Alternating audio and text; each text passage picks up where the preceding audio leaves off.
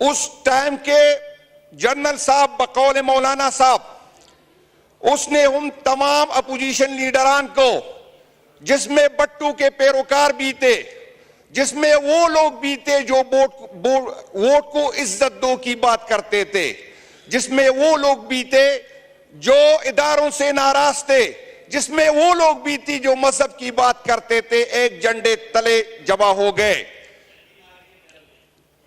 Sindh house में एक मंडी लग गई। वो सियासी खाना बदोश, वो सियासी तवाइफ, उन लोगों की कीमत लगा दी गई, उनकी जमीन खरीद दी गई और हुकूमत के खिलाफ साजिश की गई, हुकूमत को गिराया गया, हुकूमत को गिराया गया। इमरान खान की हुकूमत खत्म की गई, लेकिन इमरान खान की मोहब्बत लोगों के दिलों से नहीं निकाल सकी।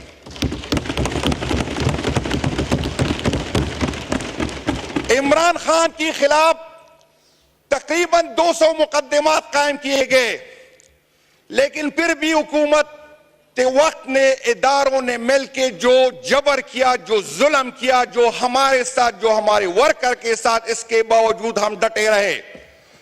कुछ लोगों को लालची दी गई, कुछ लोगों को डराया गया, कुछ लोगों की वीडियो दिखाई गई, कुछ लोगों की फाइलें दिखा दी गई, और इन लोगों ने जिन्होंने इस मुल्क को लूटा था, 2 कचरदान बना दी गई। एक पंजाब में इसको इस्तेहकाम का नाम दिया गया, एक कचरदान केपी में बना दी गई, उसको पाकिस्तान पीपल पार्टी पार्लियामेंटेरियन का नाम दिया गया, और पंजाब के सारे गन को इस्तेहकाम में जमा किया और केपी के सारे गन को पीटीआई पार्लियामेंटेरियन में जमा किया।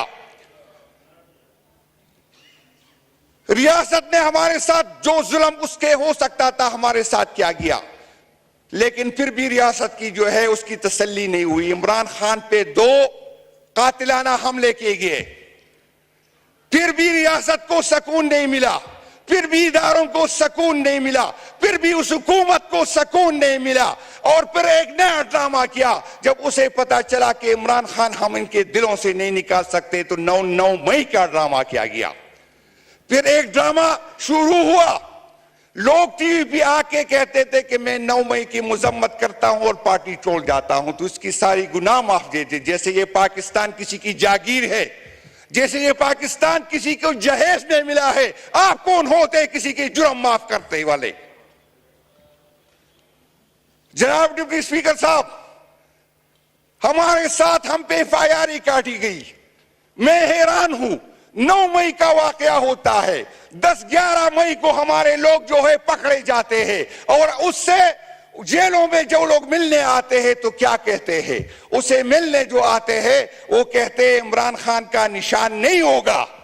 अगर सुप्रीम कोर्ट ने यह फैसला इस टाइम करना था, इलेक्शन से चंद दिन पहले करना था, तो 10 मई को, 11 मई को इन नामालूम लोगों को किस तरह पता चला कि इमरान खान का निशान नहीं होगा?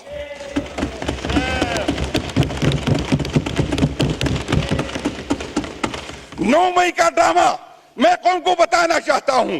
9 मई को मैंने 34 शहीदों की लाशें उठाई हुई है। 9 मई को मैंने 200 मरीज उठाए हुए, जख्मी उठाए, मेरा FIR नहीं काटा गया, लेकिन मेरे शहीदों के, मेरे दोस्तों की FIR मुझ पे काटी गई। फिर 9 मई को बहाना बना के हमसे जो है निशान छीना गया। कभी किसी को जूते दी गए, किसी को बैंगन दिया गया, लेकिन इमरान खान का नाम जब बैंगन के साथ लगा, जब जूतों के साथ लगा, जो PTM के जो क़यादत बेटी है, इनको अपनी जिंदगी में इतनी इज्जत नहीं मिली थी जो जिस वजह से जूतों को इमरान खान की वजह से इज्जत मिल गई थी।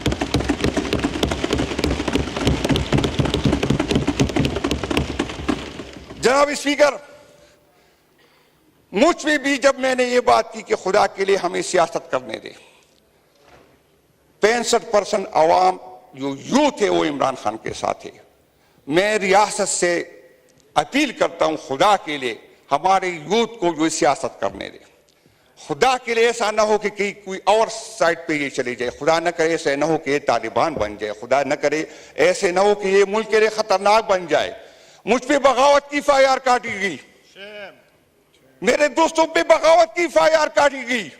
मैं एक जेल से निकलता और वहां पर पुलिस खड़ी होती, मुझे दोस्ती के लिए, मैं कभी DI खान गया ही नहीं था, मुझे DI खान पे मुझ पे FIR काटी गई, मुझे अपर स्वाद पे FIR काटी गई, मुझे अपर दीर पे FIR काटी गई, मुझे चतराल में FIR काटी गई। और डिप्टी स्पीकर साहब, जब मैं जेल पे होता तो नामालूम लोगों की कॉल आती थी कि जुनैद को बिस्तर न दो, जुनैद को चादर न दो, जुनैद को जमीन पे लेटने के लिए कुछ न दो।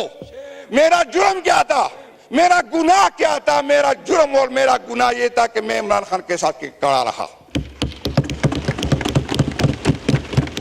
जनाब डिप्टी स्पीकर साहब, हमारे दोस्तों को वहां जाके कहते थे आप इमरान खान को छोड़ दे तो ये दरवाजा आपको खुल जाएगा। आया इस मुल्क में कोई आईन नहीं है? आया इस मुल्क में कोई कानून नहीं है? ये किसी की जागीर है? न किसी इदारे को ये हक है और न किसी जर्नल को ये हक है और न किसी काजी को ये हक है कि हमारे फैसले करे। ये 24 करोड़ अवाम का हक है। और मैं उन लोगों को बताना चाहता हूं जो तू कहता कि इमरान खान का नाम लेने वाला कोई नहीं है, हमने क्रॉस लगाया है, हम वो क्रॉस भी मिटा के आ गए और तेरे हाथ भी तोड़ देंगे इंशाअल्लाह ताला, ये गलती में ना आए। हम इस असेंबली में इसलिए नहीं आए कि हम कानून साजी करेंगे और न कानून साजी करने देंगे। सुन ले, ये हम इस असेंबली को मानते ही नहीं है। ये जब तक ये असेंबली नहीं चलेगी, जब तक ये नामालूम लोग जो है जो किसी का हक मार के यहां आ गए, ये नहीं निकाले जाएंगे। सवाल ही पैदा नहीं होता। हमारे वोटर ने, हमारे सपोर्टर ने हमें ये नहीं किया कि जाके कानून साजी करे।